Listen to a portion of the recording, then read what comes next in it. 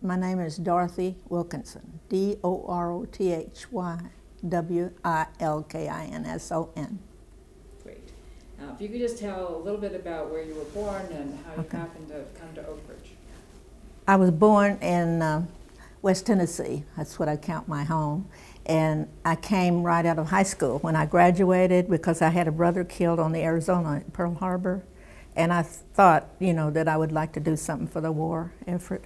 And I was interviewed by a man came to my high school in West Tennessee, and I took an exam of sorts. I don't remember it too well, but he accepted me. I think they would accept anything at that time because they wanted to get everything done. And so I signed up, and I was going to sign up for clerical, but when I got here, which was by train, and I didn't have enough money to go back that day, or I might have left, because it was so scary, because it was like a Wild West town. And so I came in the dirt and right from high school, and I got a job at Y12. That's where they put me. And I was a cubicle girl, which I think they call it calutron or something that I worked on, but I did not know what I was doing. I took a 6 weeks course, and they told me exactly how to raise and lower the voltage on these machines that were in front of us. And so that's what I did. And I met Paul almost the first day that I came to work, because Paul is my husband, Paul Wilkinson, and he was my technical supervisor. And he had about 40 women just like me on this floor that were operators, calutron. I found out later that it was calutron. I didn't know that name, really, because I wasn't scientific in any way. I just came here to work and got a job and met my husband. And that's why I came to Oak Ridge, really, was to try to find a husband, and I wanted to be a mother, and that's about my ambition, was really to be a mother. So we succeeded, and I married him after 3 months, I think it was, 3 months here. And we've been here since, I came in 44, and he was here earlier. And he gave me, he said he fell in love. I fell in love instant, but I don't think he did. I think it took him a few months. And his mother came down to visit to look me over, and I think I passed the test as somebody that might have a lot of babies, and they wanted babies because they were old couple and they didn't have any grandchildren, and so we had 4 children. At first we lived in the one-bedroom flat top on Altoona, which is completely gone now, that street. And every time you got a baby or had a baby, you got to move up to another bedroom. So we went from a one-bedroom flat top to a 2-bedroom flat top when we had the second child. And then we had the third, not quite the third, but we moved to a B house, which was on Pennsylvania Avenue and is still here today. And then we had one more child, and we moved to 37 Outer. We got into D by then, so we figured we wouldn't have any more children. There was 3 or 4 bedrooms in that D. We had a good time, and we raised 4 children, and they're all out of this town. I mean, none of them stayed here, but they're near Nashville. One's in Nashville and one's in Knoxville. And another school teacher in New Jersey, where Paul came from, which is very strange that my daughter went back to where Paul came from originally. And we just have enjoyed grandchildren a lot, and having grandchildren.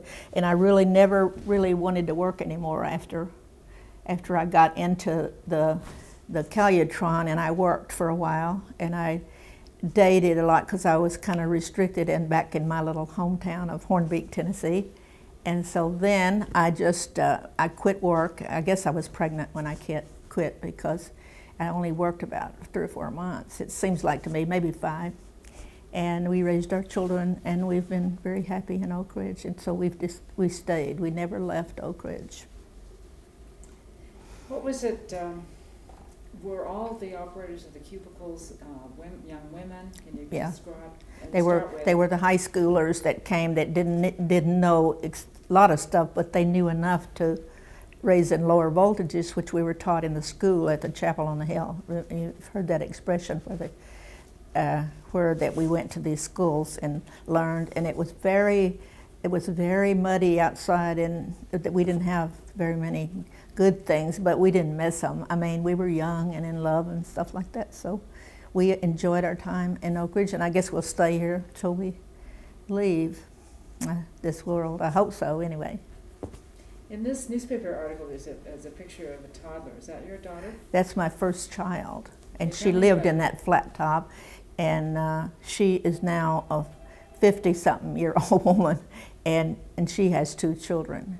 But we meet once a year for reunions. That's the sad part. We hardly see any child until our yearly reunion where we try to get together. And we have moved in the retirement center now, and we like that, and except for the maybe food. I shouldn't say that probably anyway, but we like it there. And they clean, you know, we have housekeeping, and we have all the needs that we need met. And we still have a little lake house that we go to for sometime during the summer. And the kids come in and out. My son lives in Knoxville, so I see more of him than the other 3 girls. We have a second girl that lives in Washington, D.C., and then a 3rd child that lives over in Old Hickory near Nashville. And so we've had a really good, full life, I think. And I've never been worried about the bomb or anything, because I had Paul to tell me everything, because he was more scientific than I was. So he could tell me anything. And we loved the flat top, you know, because we just had one little baby there.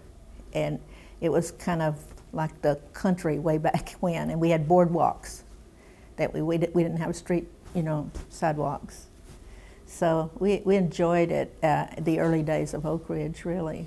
This is a picture of the flat top where we lived on Altoona Lane, which is no longer in Oak Ridge. They closed it. It's near Alhambra, which is still going up the street from it. But I guess nobody would want a 1-bedroom flat top anyway now, because of the family size and so forth.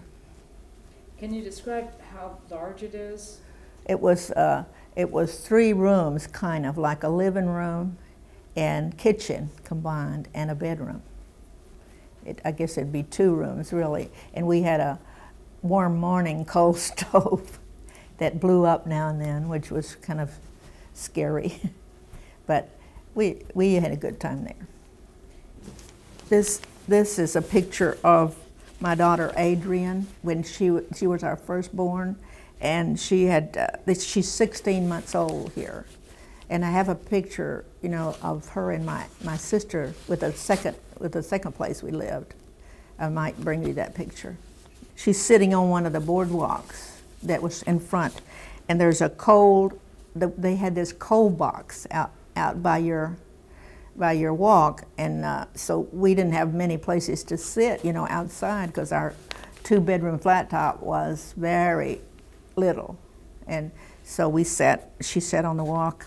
And the neighbors were all in a circle, and that was on Alger Road, which is now defunct, except for the one. No, Alger's still there. I know it, but you weren't supposed to do this.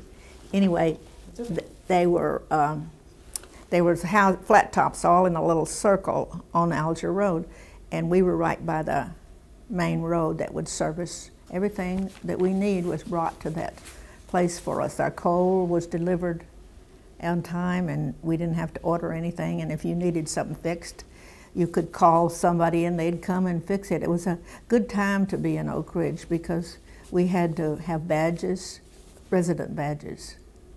And so that was one thing, that nobody could come and see you without calling first, because they had to have a badge to get in the gate. We had 3 gates or 4, and so they had to have a badge to get in to visit. And that was good, because my mother-in-law couldn't come.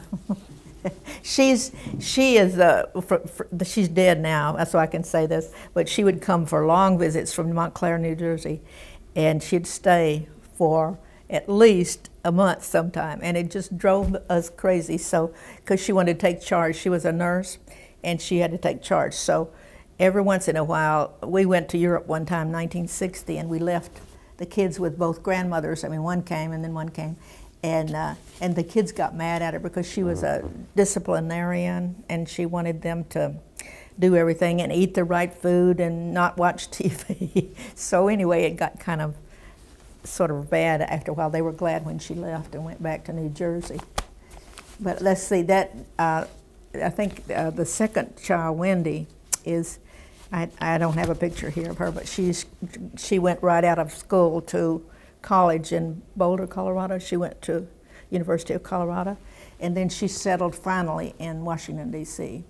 And so she's got a good job, and she's healthy, but she's a dog. She never married. She's a dog lover, and so she's got 2 beautiful dogs, and she's happy. And then my son is, I said, is in Knoxville. He works, Tom Wilkinson, he works for the cerebral palsy adult. And so I think he wanted to be his own boss. So he chose this field, but it's not very well paid, but he doesn't mind. He loves people, and he takes care of these boys to get them to school and dressed in the morning and so forth. And then my third child, Libby, is over near Nashville, and she is a software trainer. So all of them went to school and to college, which I was very thankful for because I didn't have college. And so I was proud of that. That was my aim in life. My accomplishment was motherhood and that so forth.